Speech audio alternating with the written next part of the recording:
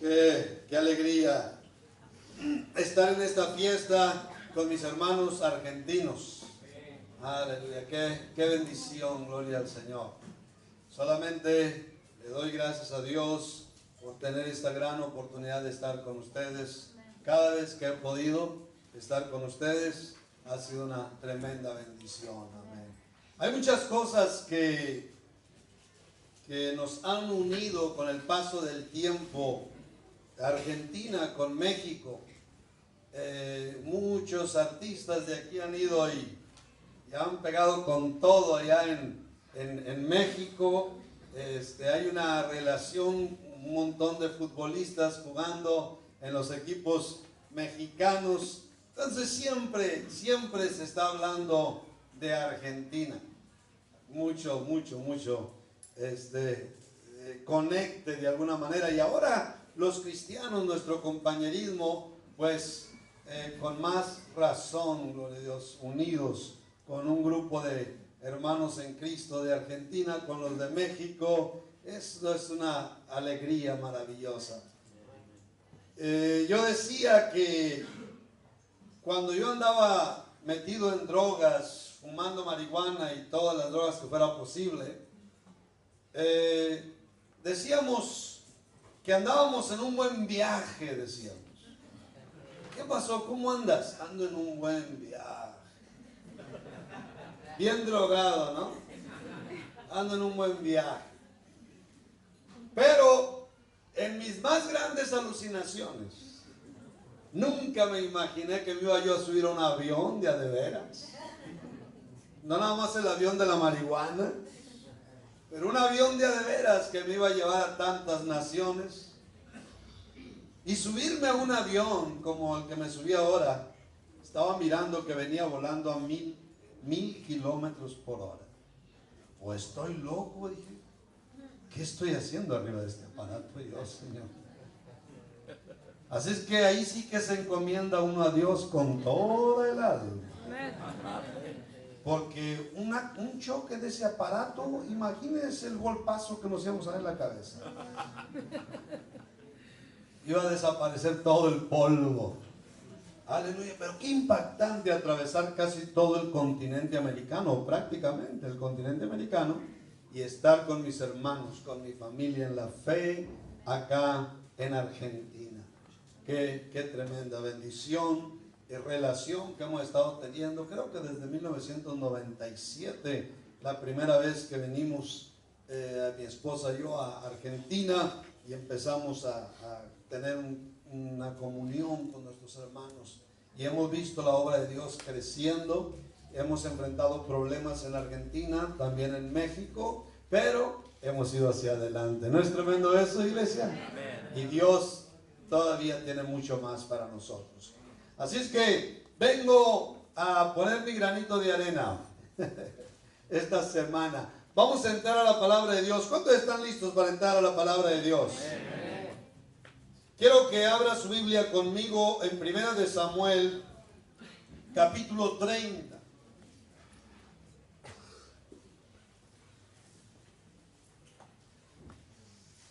Hay personas que no conocen a Cristo Jesús y que en ciertos momentos me han preguntado, o sea que ustedes los cristianos ya no tienen problemas.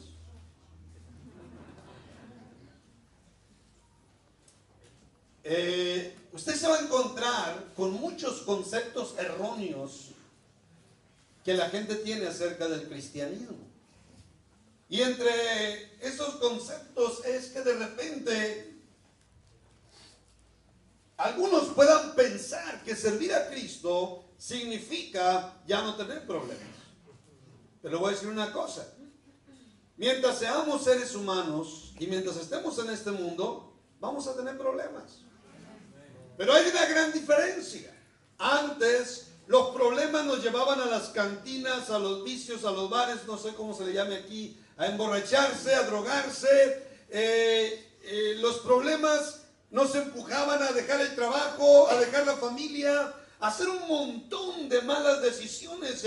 Los problemas nos hundían en la vida. Pero cuando le entregamos nuestra vida a Cristo, todo cambió. Le voy a decir por qué. porque ahora tenemos a un Dios que nos ayuda. Y antes teníamos a un diablo que nos destruía. Ahora sí que hay una gran diferencia.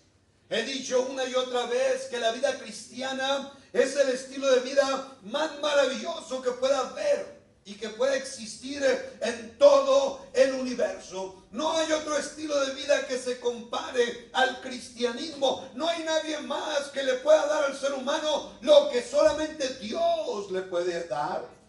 Pero mi hermano, eso no significa que ya estamos en el cielo.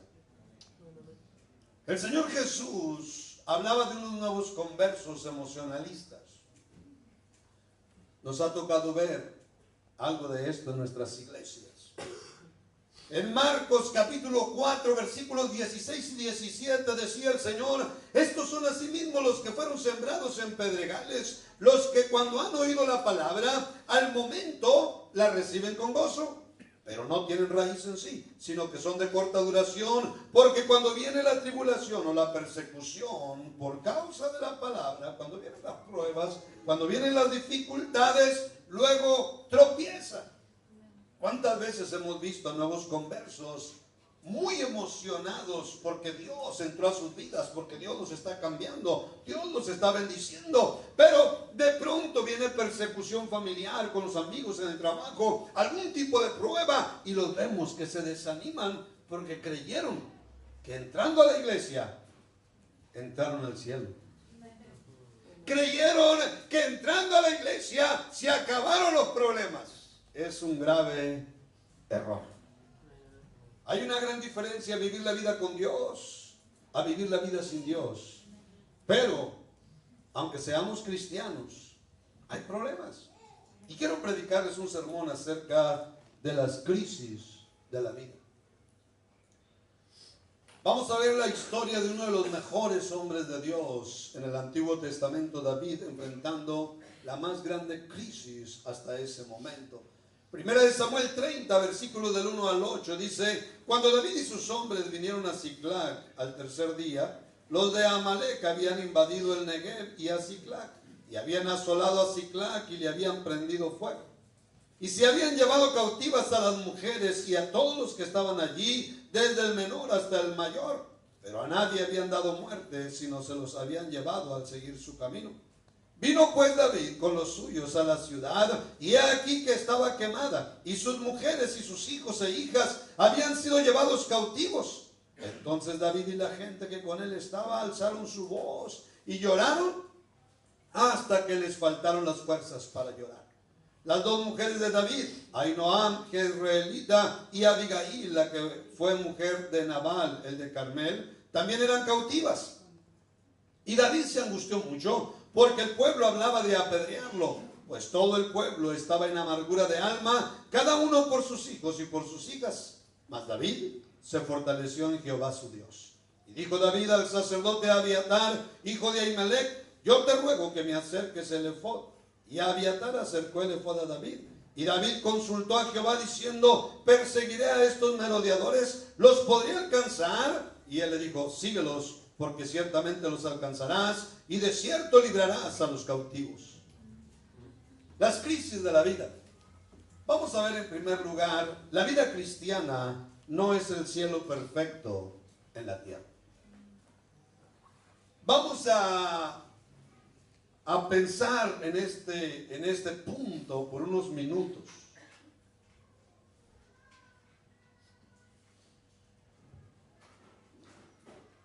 Cuando cada tanto tiempo me toca ver a nuevos conversos, nosotros siempre tenemos un plan muy fuerte para ayudar a los nuevos conversos a establecerse.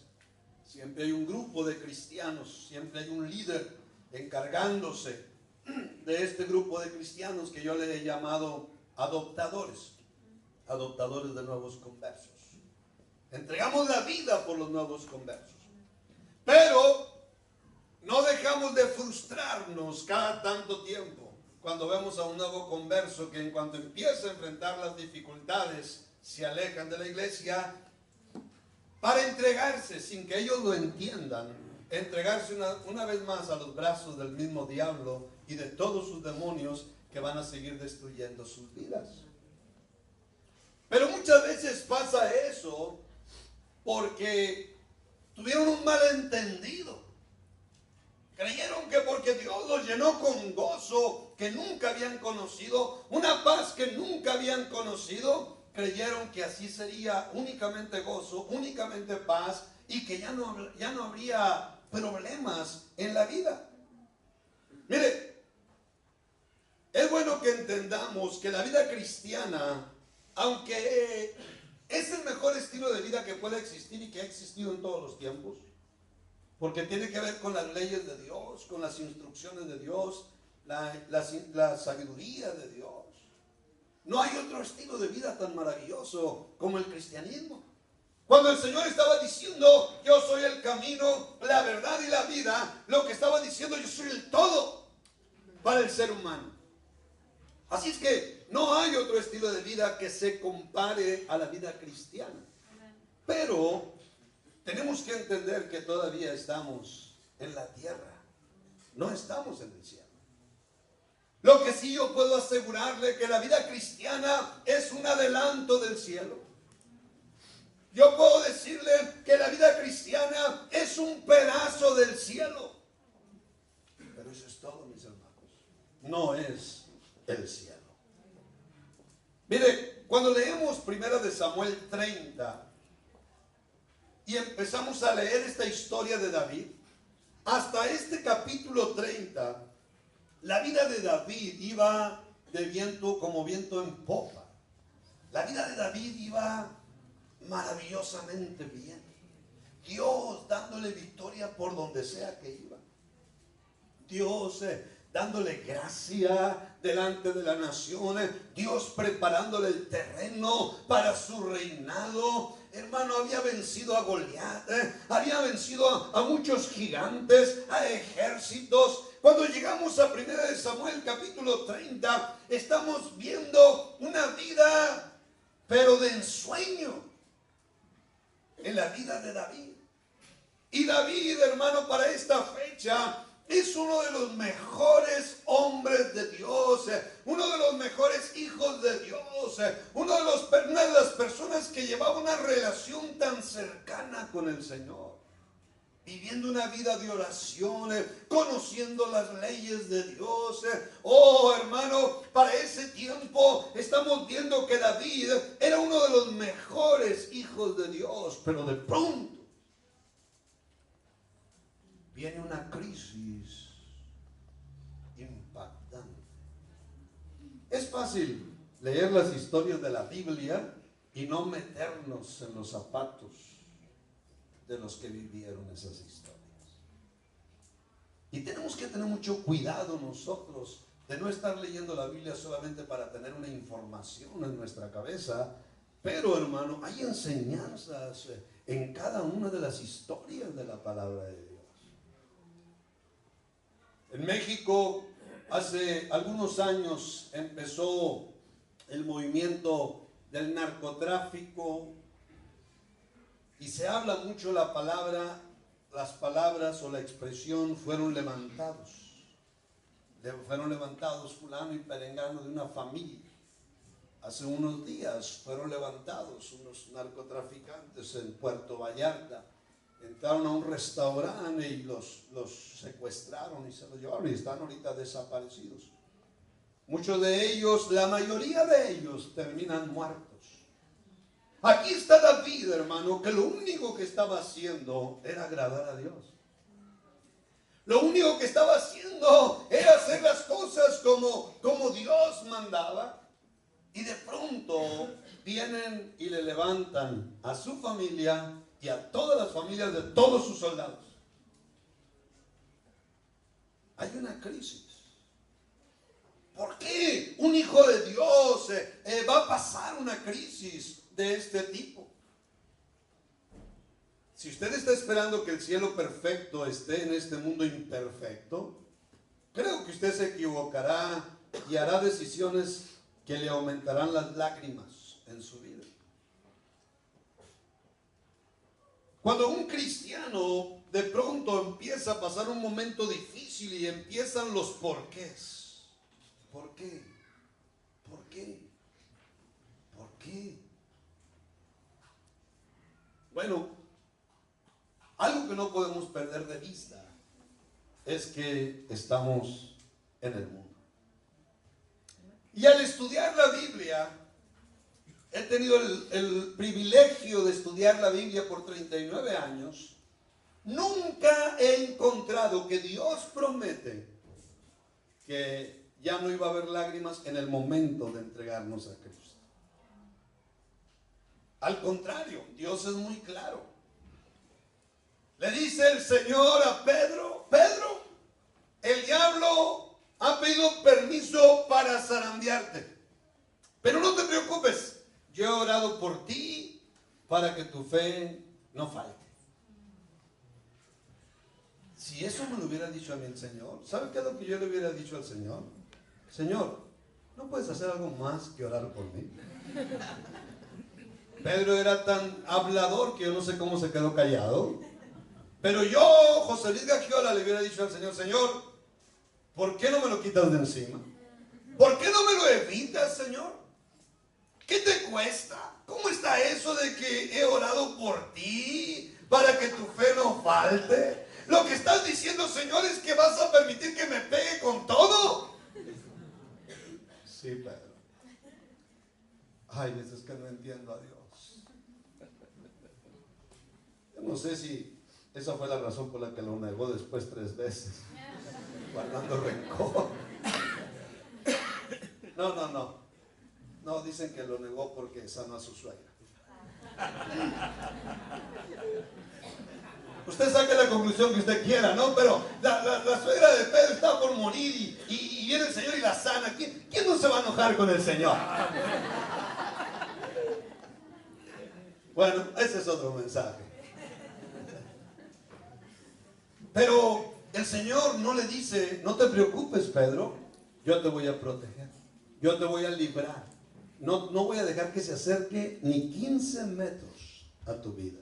Oh, a mí me hubiera encantado que el Señor hubiera dicho eso para mí.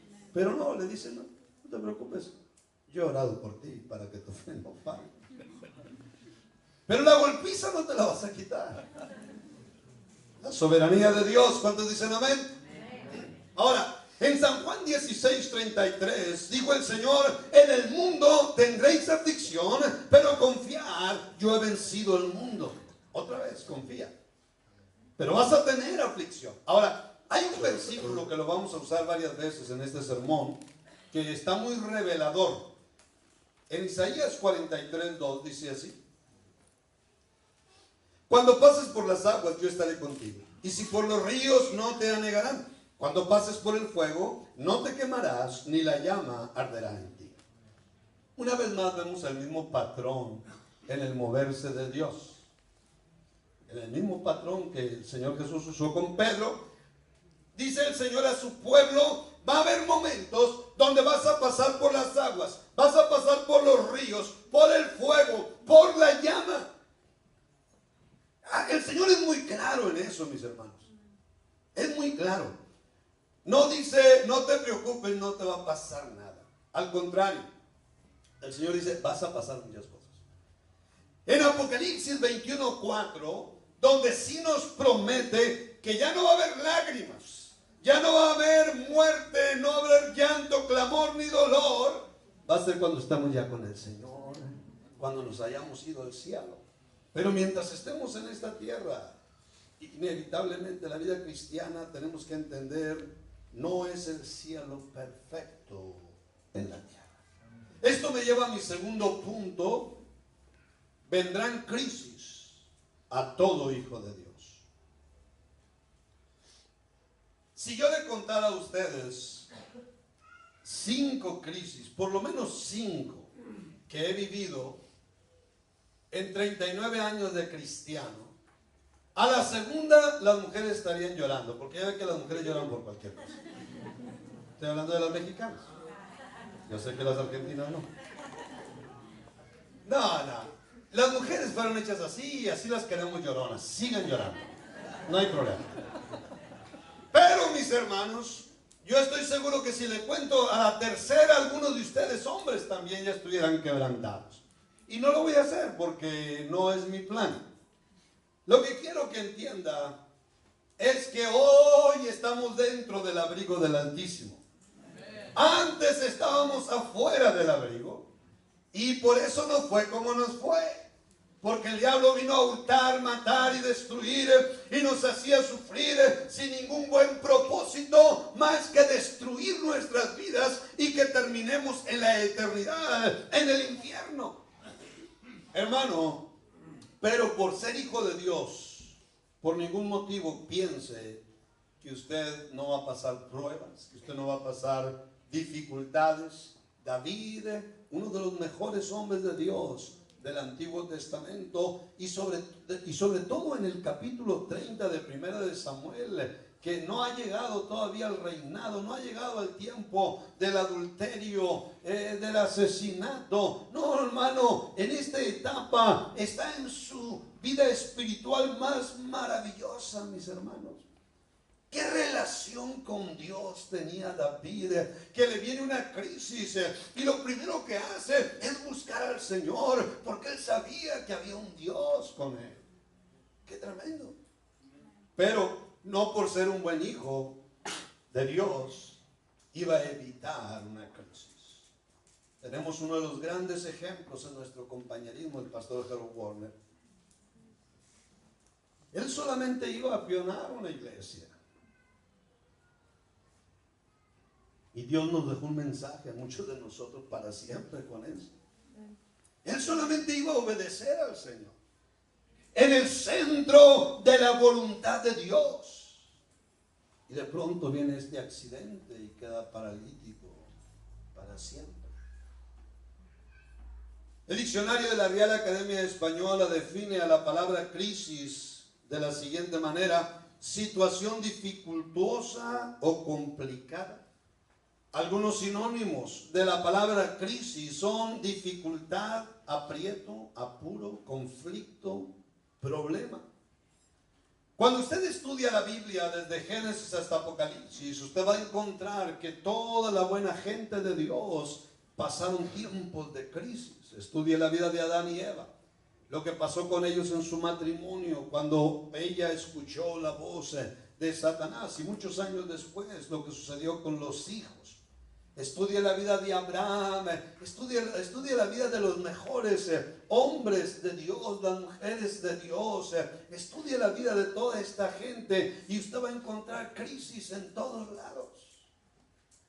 Es más, el mismo Señor Jesús, estando en la cruz, hace una pregunta humana, desgarradora. Dios mío, ¿por qué me has desamparado? Esos porqués, todos los vamos a vivir. No hay ni uno solo que no lo viva. En estos momentos estamos enfrentando la enfermedad de nuestra hermana Nelda Mitchell. Oh, hermanos, si hay alguien que ha bendecido a miles y más miles de personas alrededor del mundo, es el pastor Mitchell con su esposa Nelda. Amén. Pero hay veces que se nos olvida que estamos en el mundo, que somos seres humanos, y se nos olvida que podemos enfrentar cualquier tipo de circunstancia difícil. Aquí están estos hombres, dice la Biblia, que lloraron hasta que les faltaron las fuerzas para llorar. Qué crisis tan impactante, porque estos hombres eran hombres rudos. Mire, los militares, ellos eran militares. David era el general de ellos, mis hermanos.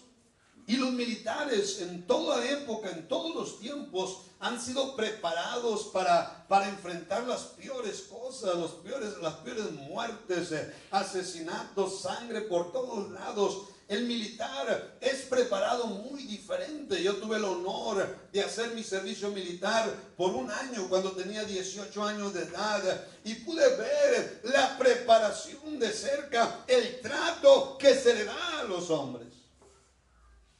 Una preparación, y los hacen duros en el carácter para que aguanten y enfrenten todo lo que tienen que enfrentar. Pero aquí están estos militares, mis hermanos, llorando tanto, a tal grado que le faltaron las fuerzas para llorar. ¿Puede usted notar el tamaño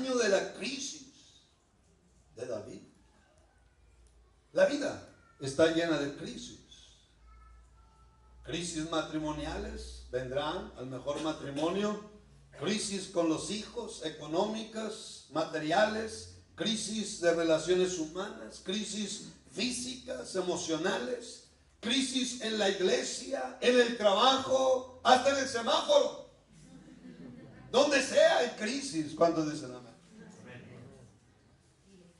Regresando a Isaías 43:2, vas a pasar por las aguas, vas a pasar por los ríos, vas a pasar por el fuego, vas a pasar por la llama. Cada tanto tiempo, mire, yo pudiera escoger un sermón que solamente le haga cosquillas a sus oídos. Y me da una ofrenda de amor buena el fin de semana y yo me voy. Asunto arreglado, mis hermanos. Pero si los voy a ayudar, tengo que hablarles de algunas realidades que pasamos los cristianos. El mejor hombre de Dios, como nuestro pastor, el pastor Mitchell, ha enfrentado varias crisis. Ahorita está con su esposa, pero han muerto 2 hijas de él de diferentes enfermedades de una manera crítica.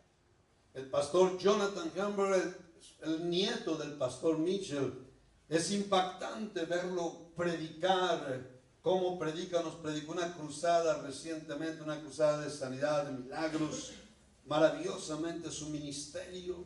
Estamos muy contentos de tenerlo con nosotros. Pero hermano, muere su mamá y al tiempo muere su papá. Qué impactante esto. Y hay veces cuando leemos la historia en la Biblia de que mataron a Juan el Bautista, es una historia nada más. Mataron a Jacobo de los apóstoles, es otra historia. Mataron a Esteban. ¿Cuántas crisis, hermano, que trajo tanto dolor, tanto llanto? Cuando ven al Señor Jesús siendo llevado a la cruz. Así es que, como hijo de Dios, el que usted sea un buen hijo de Dios, no quiere decir que usted ya es un ángel. Tampoco quiere decir que usted ya está en el cielo. Usted, si es un buen hijo de Dios, usted va a pasar por crisis. Quiero ir a mi tercer punto y quiero hablar de algunas lecciones que aprender de las crisis de la vida. Hay algunas lecciones que tenemos que aprender cuando vengan crisis a nuestras vidas. Mi esposa y yo nos casamos muy jovencitos, de 17 años. No volvería yo a casar a alguien de esa edad, yo creo. Estábamos locos o no sé qué pasó, pero nos casamos. Ya éramos cristianos, así es que todo lo hicimos en los caminos del Señor y empezamos a caminar como matrimonio bien. Al año o antes del año mi esposa sale embarazada. Así es que estamos bien emocionados con el embarazo, creciendo su panza y bebé adentro. A los 7 meses se viene el parto y nace el bebé. Como nació prematuro, tuvieron que hospitalizarlo, tenerlo en el hospital. Y cada mañana yo iba y preguntaba cómo seguía el bebé.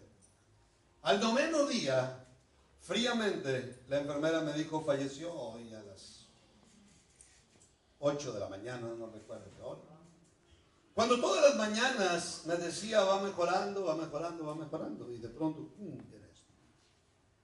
Esto lo cuento muy rápido ahorita, pero eso sucedió hace 35 años atrás. Y estábamos enamorados de Dios, involucrados, éramos discípulos en la iglesia, estábamos involucrados en todo tipo de ministerios, diezmando y haciendo todo lo que hace un buen cristiano. Pero de pronto vino esto. Y vino un golpazo tremendo. Y como esa crisis, al paso de los años han venido otras. La pregunta es, ¿qué es lo que se puede aprender de algo así? ¿Cuáles son los planes de Dios? Porque Dios es soberano. ¿Cuántos dicen amén? Dios, la palabra accidente no existe en el diccionario de Dios. Dios nunca va a tener problema con que, discúlpame, no me di cuenta. Dios nunca va a tener problema con eso. Entonces, las crisis tienen propósitos eternos. Las crisis, hermano, solamente el buen Padre Celestial sabe por qué y hasta qué punto nos puede pasar algo. Si hay algo que vamos a necesitar para vivir una buena vida en la tierra y para llegar salvos al cielo, Dios no va a escatimar crisis que pasemos usted y yo, porque hay planes divinos. Muchas veces no nos gusta eso, pero a lo mejor algunos de ustedes o muchos de ustedes en estos momentos están muy contentos, todo va saliendo bien. Algunos de ustedes están solteros, andan como locos, enamorados, tienen una cara que, ay, Dios mío, como la que traíamos nosotros también cuando estábamos jovencitos, igualito. Oh, parece como que estamos en el cielo, como que estamos caminando en las nubes. Pero hay una canción mexicana que dice: me caí de la nube que andaba como a 20,000 metros de altura. Hay veces que nos caemos de algunas nubes. ¿Cuántos dicen? Pero hay lecciones que aprender en todo esto. Quiero hablar de la primera lección que tenemos que aprender en las crisis. Es que Dios estará en cada una de sus crisis.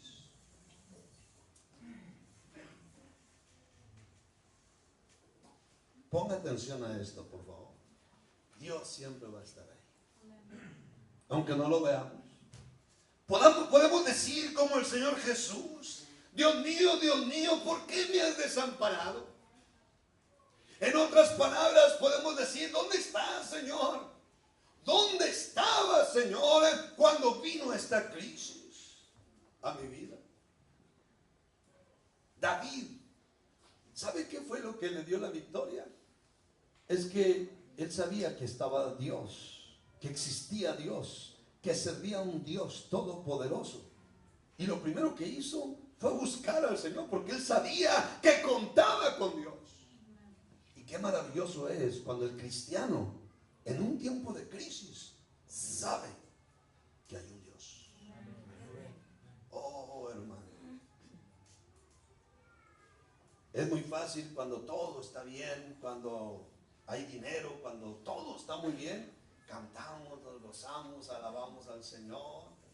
Oh, Dios está vivo, Dios es real, siento su presencia, amén, gloria al Señor. Está muy bien. Pero cuando viene una crisis, es bueno que sigamos diciendo: Él está ahí. Porque David sabía que Él estaba ahí. Y él inmediatamente clamó al Señor. Dice el versículo 6 de esta manera: y David se angustió mucho porque el pueblo hablaba de apedrearlo, pues todo el pueblo estaba en amargura de alma, cada uno por sus hijos y por sus hijas. Mas David se fortaleció en Jehová su Dios. Yo recuerdo cuando mi esposa y yo, en nuestra juventud, en esa crisis tan grande, simplemente buscamos al Señor. Sabíamos que había un Dios. Aleluya. Versículos 7 y 8. Y dijo David al sacerdote Abiatar, hijo de Ahimelech: yo te ruego que me acerques el efod. Y Abiatar acercó el efod a David. Y David consultó a Jehová diciendo: ¿perseguiré a estos merodeadores? ¿Los podré alcanzar? Y él le dijo: síguelos, porque ciertamente los alcanzarás y de cierto librarás a los cautivos. Qué tremendo es cuando un cristiano está consciente de Dios, no nada más cuando todo le está saliendo bien, pero sobre todo cuando hay grandes dificultades, cuando de pronto vienen circunstancias difíciles. Oh, hermano, tendríamos muy pocos resbalados en nuestras iglesias. Cuando entienden que Dios no nada más está cuando está el dinero, cuando hay comida, cuando todo está, cuando las bendiciones están fluyendo, pero que el cristiano entiende que Dios está ahí sobre todo cuando hay una crisis. Vamos a regresar a Isaías 43:2. Son palabras del Señor precisamente para cuando los cristianos pasen por crisis. Dice el Señor: cuando pases por las aguas, yo estaré contigo, y punto, hermano.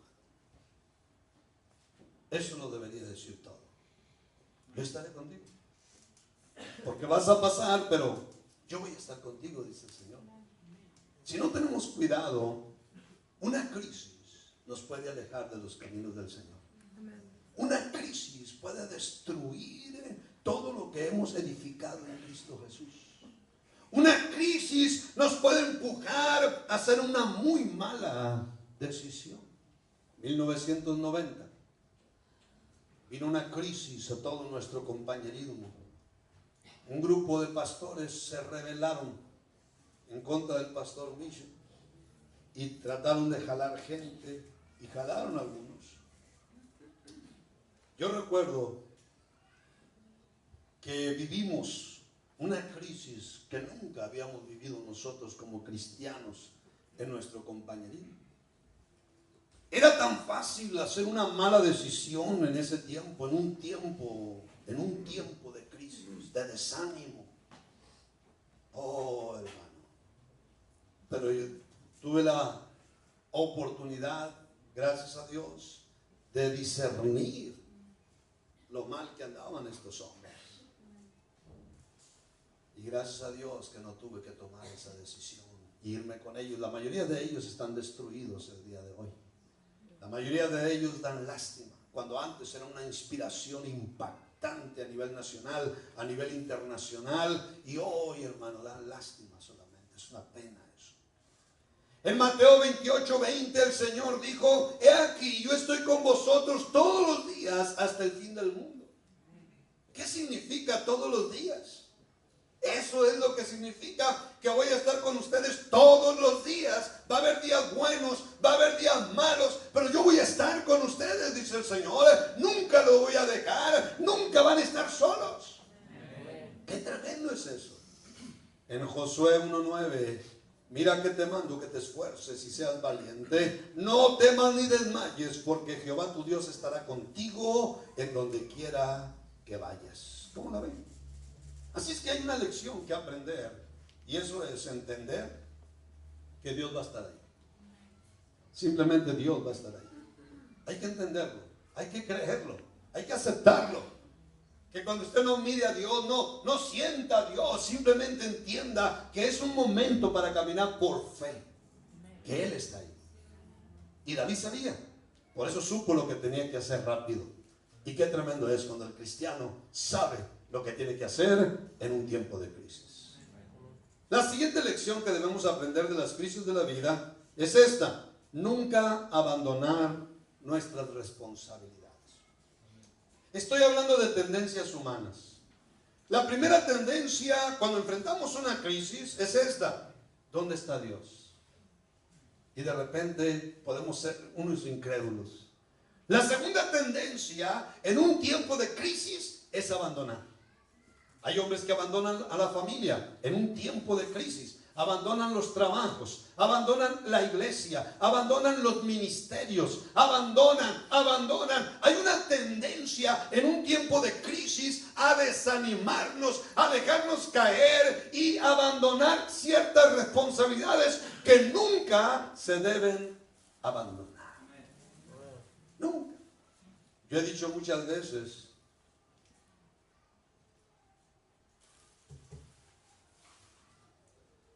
que la vida cristiana se camina hacia adelante. Hay veces que vamos a un buen ritmo, porque todo va saliendo bien. ¿Sabe?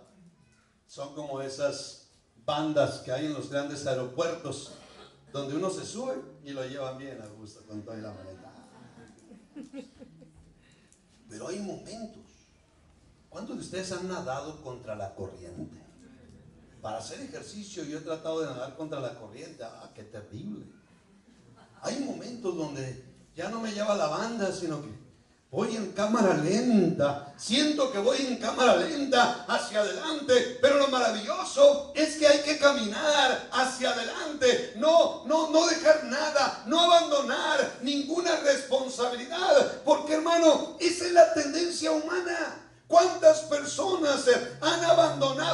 cosas que han arruinado sus destinos.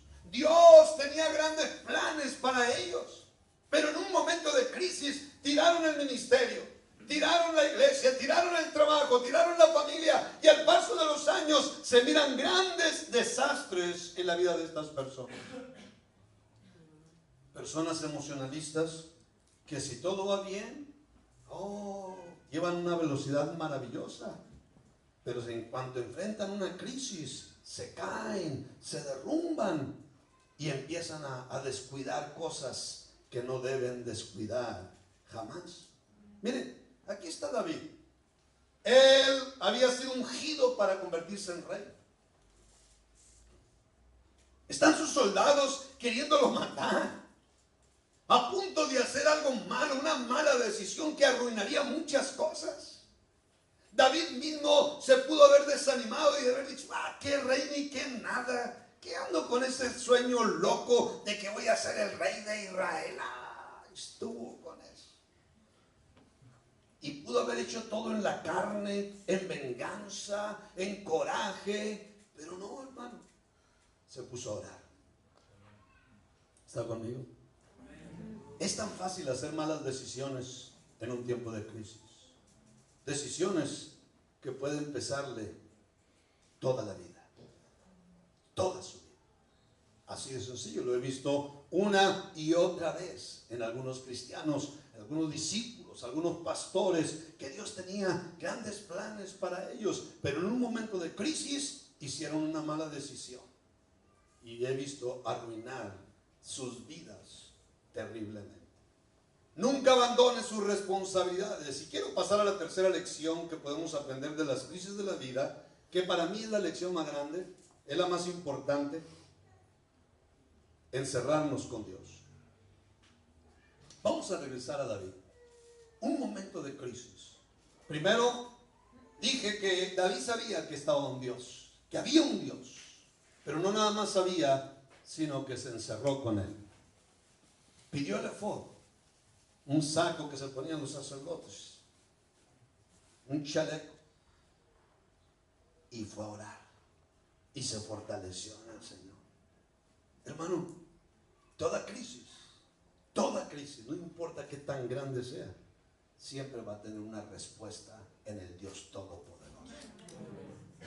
Lo he visto en cada crisis al paso de los años, en mi propia vida y en la vida de cada cristiano, de cada hijo de Dios.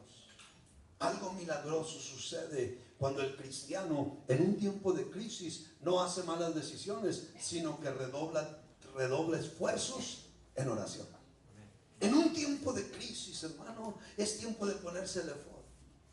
En un tiempo de crisis es un tiempo de redoblar esfuerzos en la oración. Hay veces que he tenido que aconsejar a cristianos y les he tenido que decir: hermano, enciérrate, llora delante de Dios todo lo que tengas que llorar.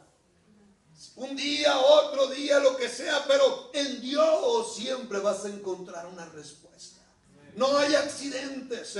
Dios tiene un plan. Hay cosas que no vemos, hay cosas que no entendemos, pero nuestro Dios sabe perfectamente del por qué nos está pasando lo que está pasando. Dios es un Dios soberano. No hay accidentes con Él. Solamente enciérrate con el Señor. Oh, si todos los cristianos hicieran eso en un tiempo de crisis.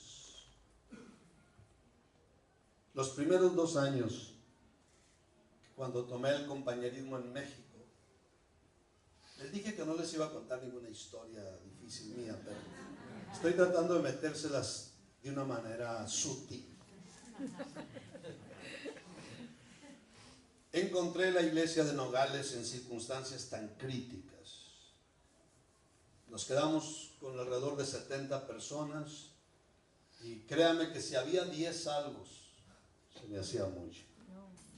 Era increíble lo que había pasado con esa iglesia, pero no nada más ahí, sino a nivel nacional. Todo el compañerismo mexicano, había daños tan grandes.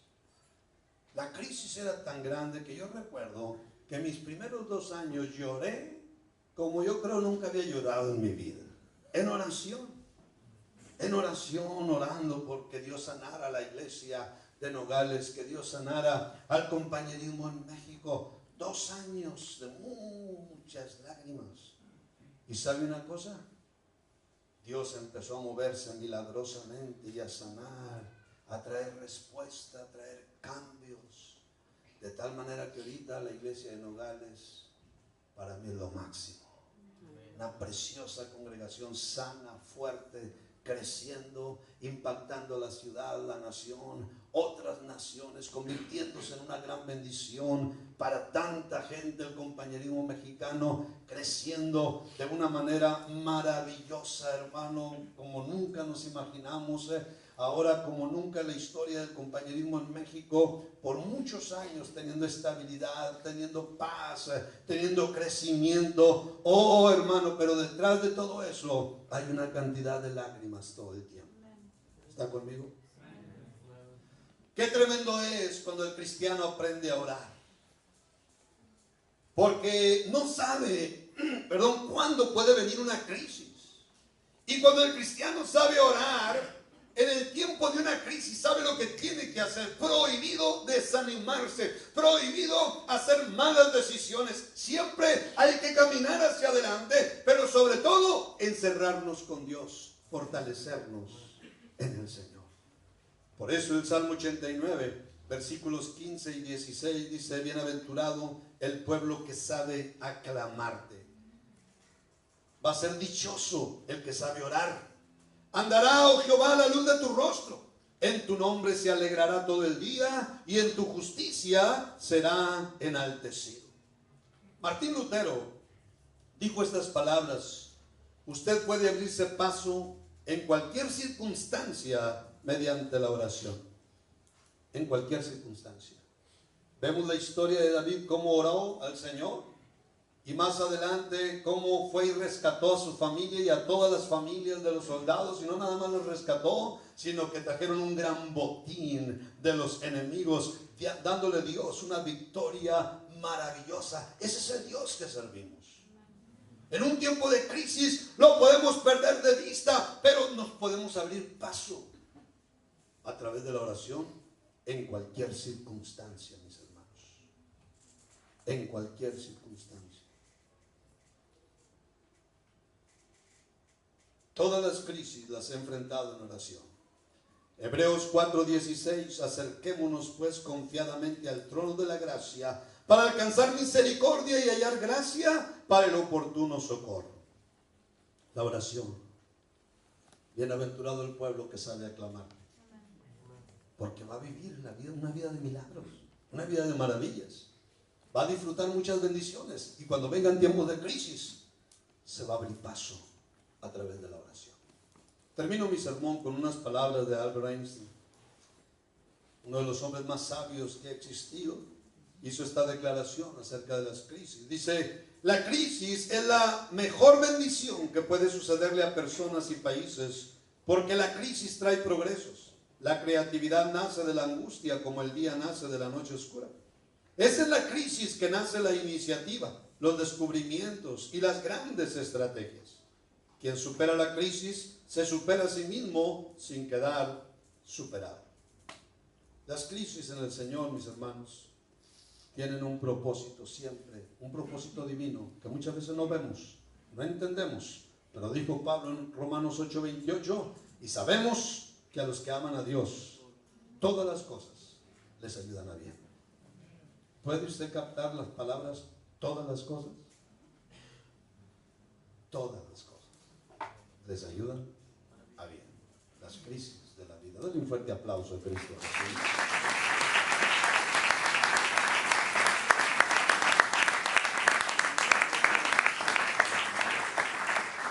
Voy a pedir todo rostro inclinado, todo ojo cerrado en reverencia a Dios, meditando por unos momentos